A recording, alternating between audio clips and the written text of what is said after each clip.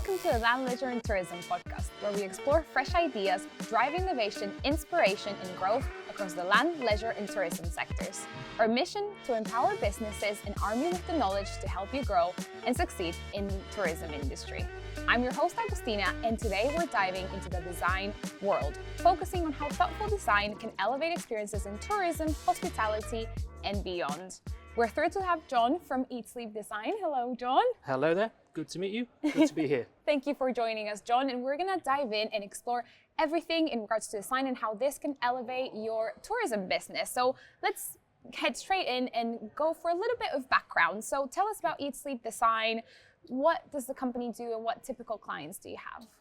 Well, eatsleepdesign.uk is the website. It's a relatively youngish company. It was founded in April this year, so we're pretty new.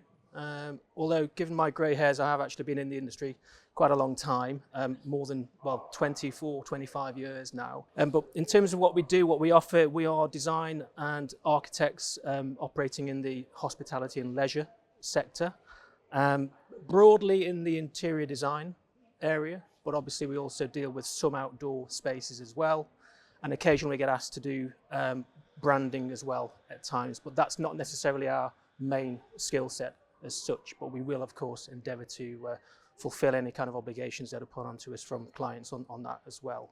Our bread and butter work, I suppose, it is on the high street, so this land, leisure and tourism event is something fairly new to us. Our hopes are to actually bring some of the expertise that we've learnt and that we use, I suppose, on the high street design front to this kind of market, I suppose, and in that bring something fresh and new to offer people here at this show. Of course, that'll be amazing. It's the perfect place to network, meet new people that might be looking exactly for you guys offer to grow their own tourism business, and you definitely have carved out a niche for you there. And could you tell us a little bit about what a day in the life for you looks like? A day in the life, it depends if it's the weekend or whether you're talking about a weekday, because the two things are quite different, thankfully. But in terms of a weekday, it is really just, it's an old cliche, servicing clients, really. So lots of phone calls, lots of emails. I mean, I guess we all have emails in work, don't we, these days? Back in the day, of course, it was faxing. I don't know if you're old enough to remember the fax machine, but I used to use that an awful lot. I remember the existence, but I haven't had to use one. But it's essentially, just crafting concept designs for clients, really. So there's a lot of meeting people, getting out there to understand what people's goals are and objectives, going away and then thinking about things and then coming up with solutions for them, really, and then presenting back to the clients our ideas. In order to get from one point to the next, of course, there's a lot of research that goes into it and a lot of kind of ideation that comes together. We obviously spend a lot of time out and about, discovering new things on the high street or elsewhere, and just kind of working away at the computer side of things, really, because the drawing board is long gone now, unfortunately, even though I did start on the drawing board, as it happens, because I am that old. That sounds amazing, because you seem to have quite the big balance between communication, being able to speak to people, networking, but also the creative side of things, which sounds like a really fun part of the job as well. It's fun times, yeah. We get a real nice blend of everything, because part of our job, certainly when we go out to meet clients to begin with, we really need to discover and understand what makes their business tick, what are their goals and aspirations. So we need to kind of really immerse ourselves in their business as much as our own. So in doing that, it just means that we get a really good appreciation of lots of different types of businesses, really. That's amazing. You really get in character. Yeah, absolutely. Yeah, we do need to kind of fully understand and get under the skin of what makes people tick as well, what makes these owners what are they passionate about? What do they want to achieve with their business and so on and so forth? Because we help to support them on that journey. That's amazing. And it's always nice for a business to have that expertise as well, because you have your experience bringing from your own, past experiences, like you say. And you mentioned briefly about the Land, Leisure and Tourism show, but why does your business like coming to these shows? What are some of the advantages you think? The most obvious thing is to network, of course. We're exhibiting here for the first time. Obviously, we're a new company, to gain new clients and maybe bump into one or two old ones. So obviously the networking thing is really important. And that underpins the whole business, the business world, doesn't it? Building relationships with people, so seeing people out and about is really, really important. You'll always find out something new when you do go to a show. So I would encourage any prospective landowner or business owner or whoever to actually just take in a show, no matter which it might be, and I guarantee that they will come away having learnt something or found out, about something which they can maybe take into their own business in a positive kind of way, I would say. So, yeah, it's a good place to be, isn't it? Lots of stuff going on and lots of things to see. Yeah, and it's good to have those conversations as well. You never know what, ideas it's going to spark. You might get inspiration from, businesses or processes or things that you might speak about. And when you do it in person as well, it's different than an email. So it's that nice communication. Yeah, that notion of, being part of a team. We work as part of a team in our company. And it's, when we are feeling a little bit, say, uncreative or something's not quite clicking with this design solution, we just sit around the table and just kind of brainstorm some ideas. And there might be the most goofy idea that you can think of that actually comes through. And there's something along those lines which you can actually craft to become quite a significant thing. And the same applies to visiting these kind of shows, I would say, as well, because you've got an absolute ton of ideas, hundreds of different people coming together, lots of different ways of doing business. And I think that's really why you should come here and just soak it in, really. And you never know what great idea is going to come out of a silly idea. If they can escalate. And I have many of those, believe me, for sure. That's really good. And speaking and going back to the creative process, what is the stages of design that you guys go through? Well, the design stages that we follow are loosely based on what we call the RIBA design stages. So that's the Royal Institute of British Architects design stages, of which I think there are 7 or 8. We've actually whittled it down to around about 5 or 6 though, so we've actually simplified them a little bit. Now I'm going to test you on this, so you need to listen to what I'm saying here. So the 5 that we go with are, number 1 is the briefing stage, so that's a fairly obvious stage. Number 2 is the concept creation. Number 3, spatial coordination. 4 is technical and FF&E stage. That one's the one I'm going to forget. Okay, well, it may stick, you never know. And then the 5th one for us is like the on-site construction side of things. Whenever we get a new client that we need to service, I insist that we go out and see them. It's very important that we spend a lot of time with them and we sit down with them, ideally in the space that we might be dealing with within the business that we're talking about. And we just spend however long it takes to kind of understand, what makes the business owner tick, what inspires them, what's their passion, understand how their business works in much more detail, and really just talk through, these kind of stages that we're talking about now, actually, to kind of inform the clients about how we work as well. Actually, the Friday just gone, I had a call on the morning, early doors, around about 8:30, and some guy was approaching me to say, look, I need a designer, and you've popped up on my search, and we'd like to do some work with you. And as it happens, we were both pretty free on that afternoon. So I jumped in the car, zipped off to Nottingham. He has 2 offers, which are takeaways. This is a sit-down restaurant stroke takeaway deli counter. And he wants to develop the first floor because he's so busy. He wants to kind of obviously exploit the opportunity there. So I spent a good 4 hours with him, meeting his whole team. I met his sister. I got to know him really, really well. I went back of house in the kitchen, I looked at the cook line, I looked at the servery counter, and I just discovered, I think that's the word, just discovered exactly how his operation works. But not only that, it's also about understanding what his aspirations are for that potential project. So yeah, spending time, asking lots of questions and discovering and listening is really key to that stage. Now, what's the second stage? Concept? Yes. Oh, well done, mate. Thank you. Concept creation. So yeah, obviously at that point, I always liken this part to a funnel, if that makes sense. So the concept stage is at the top of the funnel.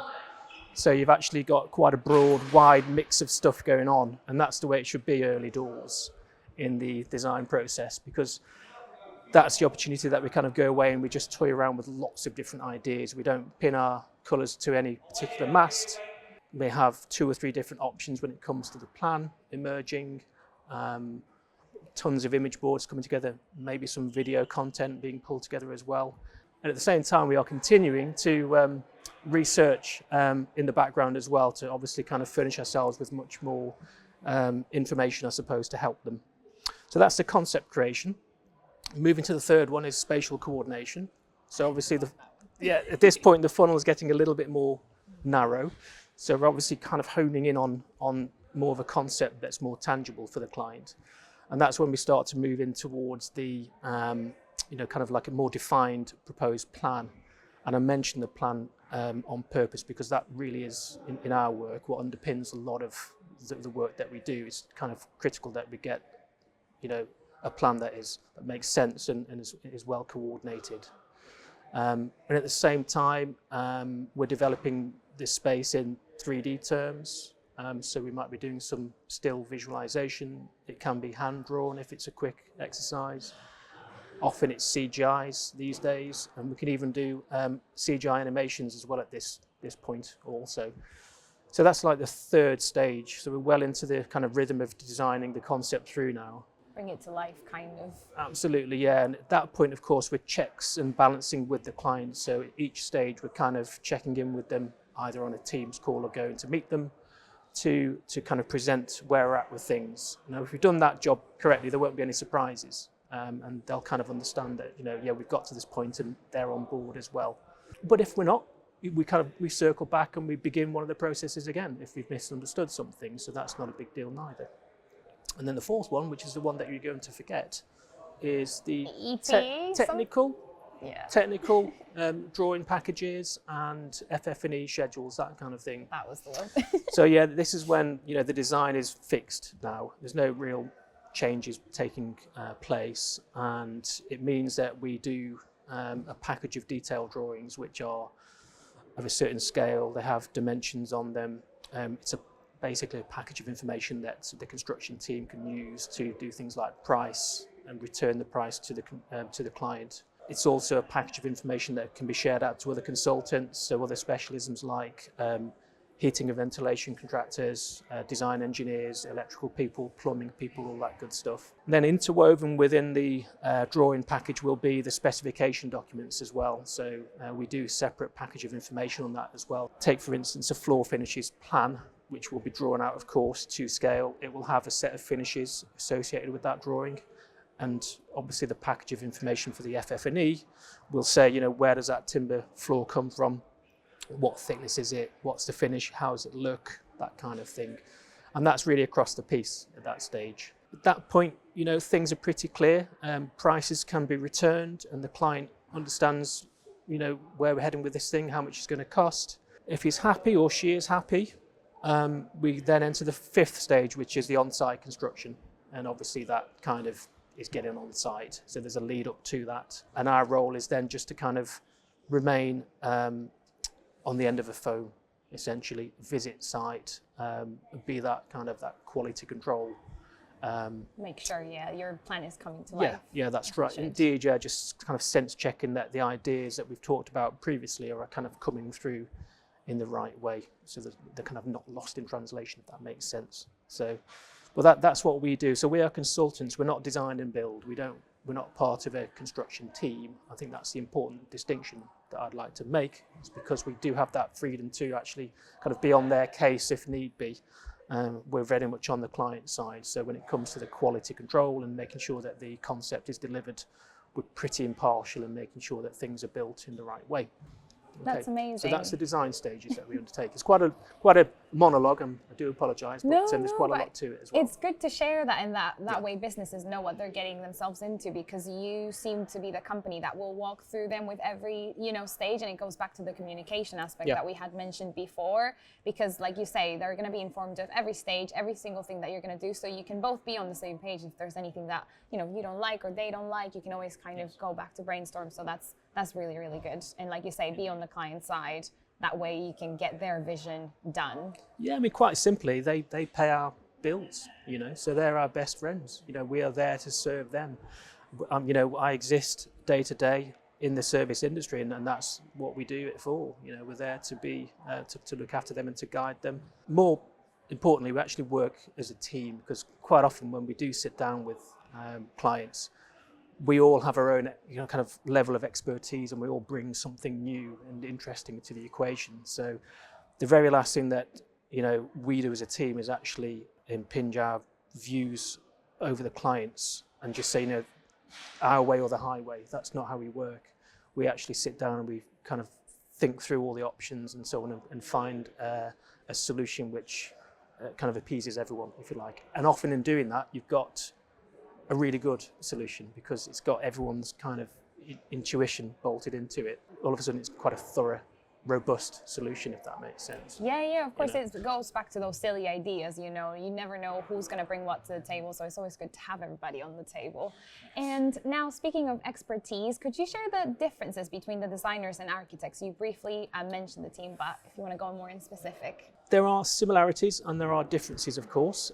Like I mentioned earlier, we follow the REBA stages, so obviously there is a similarity in the way that we work. We're not qualified architects. We do work with lots anyway, but I suppose that the main one is just a matter of scale, really. And obviously, architects, as we know, they're often just handling and dealing. They deal with the practice of designing buildings, of course. So there's a scale, whereas we tend to obviously deal with the interior spaces, or at a much smaller scale. So in my life, in my day-to-day, it's about I suppose you could argue it's more like the tactile side of things. It's things that become much more up close and personal. A good example, actually, quite a few years ago, I was appointed to do a restaurant colleague shows in the Middle East. And we went out there and remember meeting this CEO, a woman called Renuka, and she was CEO of this huge organization, a big kind of like a retail empire, and a lot of her department stores were huge because it's Dubai, and that's the home of these huge shopping centers and so on. She said to me, "John, we've employed you because you're not an architect. We deal with architects a lot, and they design to the square foot. Whereas I know that you design to the square inch." And it's the same kind of point that I'm making here, I guess. It's the fact that we do indeed design to the square, millimetre actually. I didn't want to correct her in terms of millimetres and centimetres, but I got the point. And that's what we do. It is about, kind of detailing and designing stuff at a much smaller scale. And it's also about maybe taking in that more emotional side of design, I think. It's just things like understanding how materials affect a space, how we feel about them, how lighting can change our mood as well, how it kind of reflects off surfaces. What do colour palettes do to the soul? These are kind of fairly deep questions, but quite often designers, they just get on with it intuitively. And luckily, when we get to that point of picking and choosing through specifications, we've got a good steer in terms of where we're heading anyway, because of that design process. But yeah, I guess that's the main difference. It's about scale, and it's the fact that I think we kind of bother ourselves more in terms of the emotive, up close and personal aspect. Yeah, I think that last word you said, the way you were explaining it, made me think of giving the place that personality as well. I think, that's the feeling it was giving. Personality is a good word for it, absolutely, yeah. Character and personality. You can have a piece of wood with character. It's a thing, character oak. So if you want it kind of rustic looking, gnarled, a little bit worn around the edges, specify character oak, because it's got that character. If you want it to be much more clean and engineered, well, that's a different thing altogether, because the two things have got a different character and personality. So if you do that across the piece, so the fabrics, the colours, the lighting and all the rest of it, that's obviously where a really kind of clear-cut design concept cuts through, I suppose. And it all tells the story all together. And now, speaking as well of materials and everything, sustainability is quite a hot topic as well everywhere. So how do you guys include sustainability in your designs and work? Tons and tons of options out there, so I can't really give you an explicit answer on this, but certainly in the last 10 years there's been a huge increase in the availability of sustainable options, certainly on the specification side of things. One of the key things that you can do, and especially if you've got the client requesting this, that's the important thing, because it does come at a little bit more of a cost, I think, still, unfortunately, is obviously there's lots of natural products that you can target that are available. I only learnt a few weeks ago that there's something called vegan leather available. I don't know if you've heard of vegan leather. On the one side, some say, well, leather, the product is obviously from an animal, but it's a byproduct of the animal. or is it? So it's always a bit confused as to whether that's kind of ethical. But now there's a vegan leather, so it's purely plant-based and it's got no plastic within it, within the actual finish of it, because sometimes they actually add plastic to some of these solutions with a tanning. So that's one example of how complicated sustainability can be. I mean, there are lots of other examples as well. You know, take the simple tile. A lot of them now are reconstituted, so they're actually recycled. So they're actually using pre-existing or old tiles, crushing them up and then formulating new ones. So that's got a decent kind of sustainability level to it as well. One good thing you can do as designers, and we do enjoy doing this, is kind of just repurposing old items, you know, vintage items or reclaimed wood, reclaimed furniture.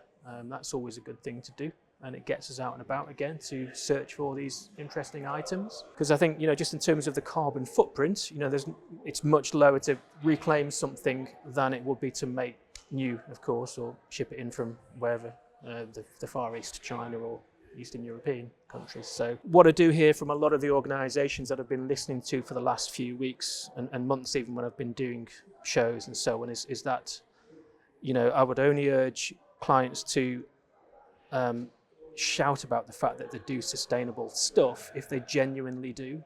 There's a lot of greenwashing out there, isn't there, of course, and I think customers, I suppose, end users, they're getting a bit more savvy in terms of knowing whether something's genuinely from a sustainable source, or, you know, it's kind of fairly good for the planet, if that makes sense. So, you know, I think it comes with a word of caution that I think to do it properly, it does take a good deal of investment, in my view, from what I see, because I do see that these products and specifications do tend to cost a little bit more still. There's hopefully that reward as well in the end, though. Yeah, it's that feel-good reward, knowing that even though we are just individuals, we can still make a difference, really. But it does take that buy-in from the client, of course. I think it's the old saying, isn't it? Oh, it's only one plastic straw, said 8 million people. You know, if we all changed our mindset on plastic straws, which has actually happened now, of course. I think they're outlawed, aren't they?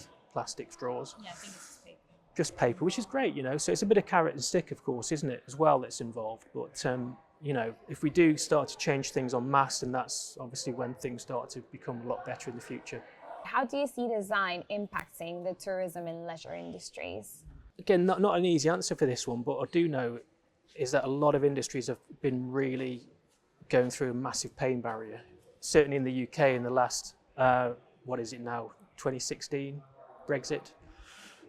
8 years, 9 years perhaps.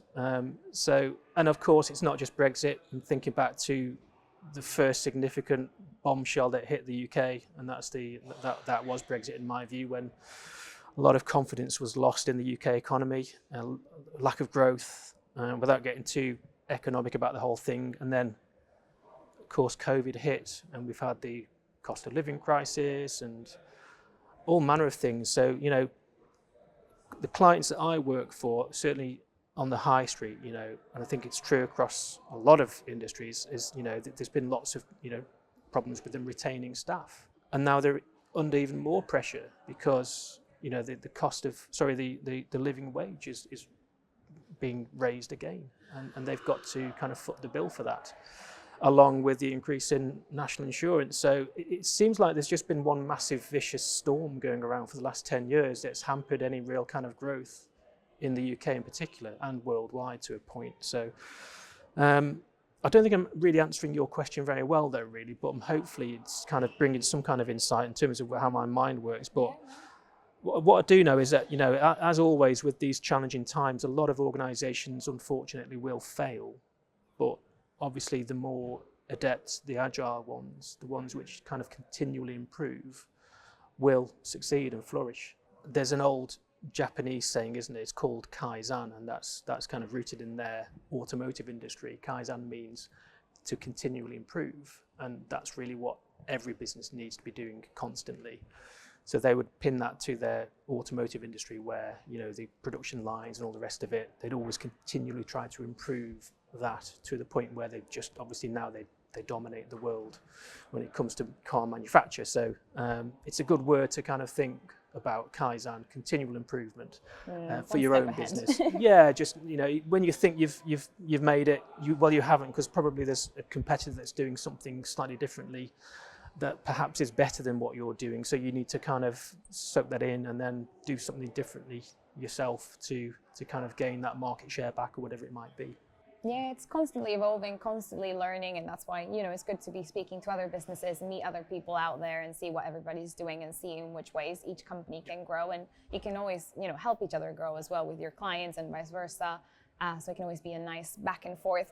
And now, do you have a special memory of a design, of a project that you guys have had that you just love? Special memories, yeah, I've got a few, but they won't mean too much to a lot of people anymore. So thinking back down the years, so I mean, I've been in the industry, like I said, over 20, well, in this industry, 22, 23 years. Thinking back, there was one situation when I think I take more delight in seeing people's responses to what we do. So there was a case when I redesigned or designed an extension to the London City Airport lounge, which sounds a bit of an odd one.